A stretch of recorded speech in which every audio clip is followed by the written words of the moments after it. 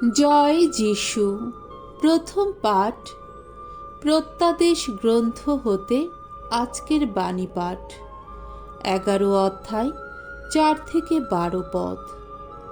এই সাক্ষী দুজন খ্রিস্টের মতোই যন্ত্রণা ভোগ ও মহিমা লাভ করলেন।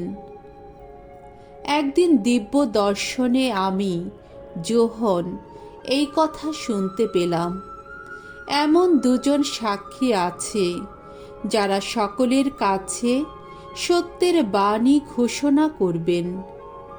এরাই হলেন জগতের প্রভুর সামনে দাঁড়িয়ে থাকা সেই দুটি জলপাই গাছ আর দুটি দীপাধার।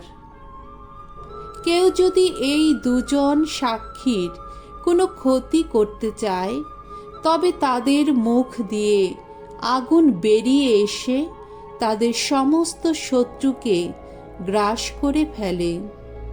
হ্যাঁ, কেউ যদি কখনো তাদের কোনো ক্ষতি করতে চায়, তাকে এইভাবে মরতে হবে।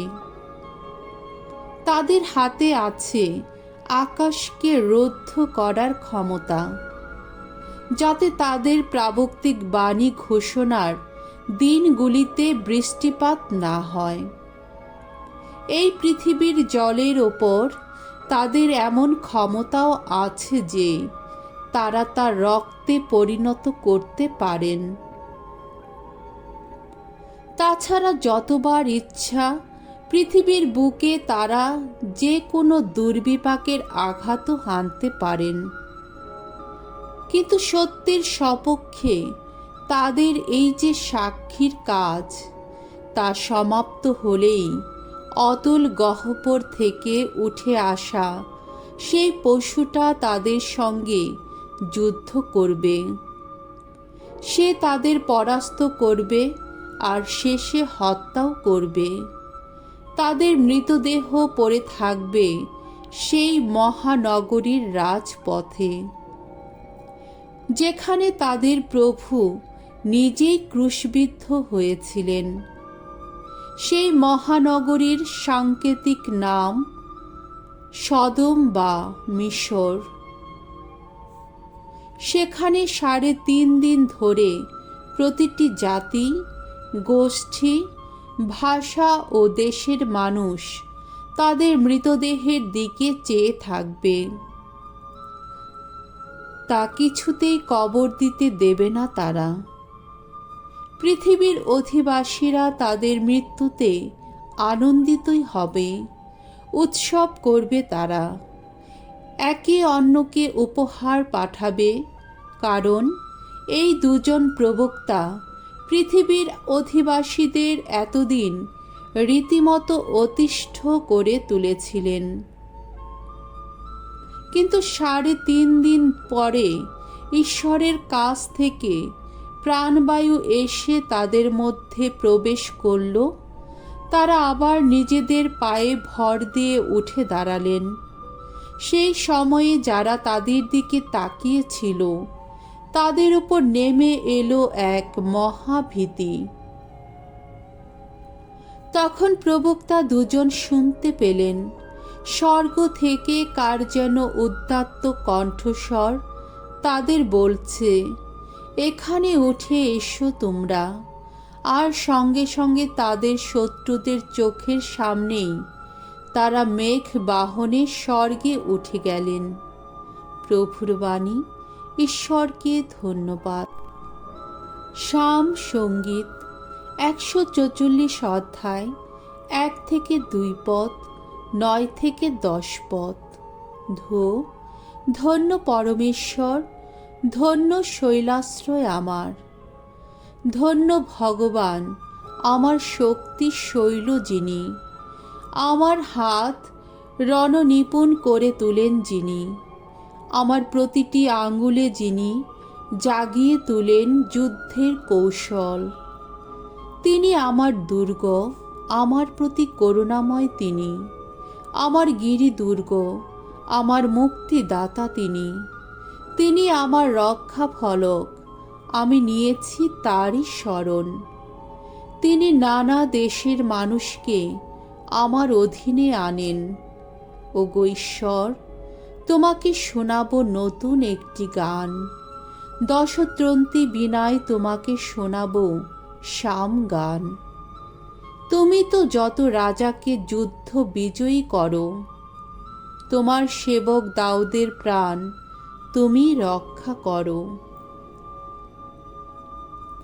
বাণী বন্দনা। জয় জয় প্রভুর জয়। মুক্তিদাতা খ্রিস্ট মৃত্যুর শক্তিকে করেছেন নির্মূল। মঙ্গলবাণীর আলোয় তিনি উজ্জ্বল করেছেন অক্ষয় জীবন। জয় জয় প্রভুর জয়। মঙ্গল সমাচার। লুক রচিত মঙ্গল সমাচার 20 অধ্যায় 27 থেকে 40 পদ। ঈশ্বর মৃতদের নন, জীবিতদেরই ঈশ্বর। একদিন কয়েকজন সাধুকী যিশুর কাছে এগিয়ে এলেন। পুনরুত্থান বলে যে কোনো কিছু আছে, এই সাধুকীরা তা অস্বীকার করে থাকেন। তারা যিশুকে জিজ্ঞেস করলেন, গুরু, মসি তো আমাদের জন্যে এই লিখিত নির্দেশ দিয়ে গেছেন যে কারো ভাই যদি নিঃসন্তান অবস্থাতেই স্ত্রীকে রেখে মারা যায়, তাহলে সে যেন ওই বিধবা স্ত্রীকে গ্রহণ করে ভাইয়ের বংশ রক্ষা করে। এখন এক সময়ে 7টি ভাই ছিল। বড় ভাইটি বিয়ে করার পর নিঃসন্তান অবস্থাতেই মারা গেল। তাই মেজ ভাইটি দাদার বিধবা স্ত্রীকে গ্রহণ করল। তারপর সেজ ভাইটিও পরে তাই করল। একইভাবে পরপর 7 জনই কোনো সন্তান না রেখে মারা গেল। আর শেষে সেই মেয়েটি নিজেই মারা গেল। পুনরুত্থানের সময় মেয়েটি তাহলে তাদের কার স্ত্রী হবে? তারা তো 7 জনই ওকে বিয়ে করেছিল।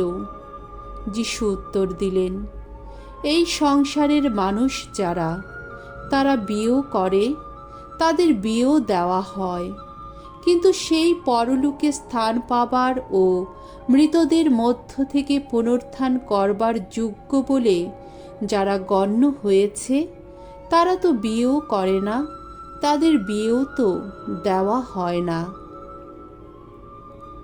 আসলে তাদের আর মৃত্যুই নেই, কেননা তারা স্বর্গদূতদেরই মতো, আর পুনরুত্থানে সঞ্জীবিত বলে তারা ঈশ্বরেরই সন্তান। মৃতেরা যে সত্যি পুনরুত্থিত হয়, সে কথা মসি নিজেই তো স্পষ্ট জানিয়ে গেছেন জ্বলন্ত ঝোপের সেই কাহিনীটির মধ্যে।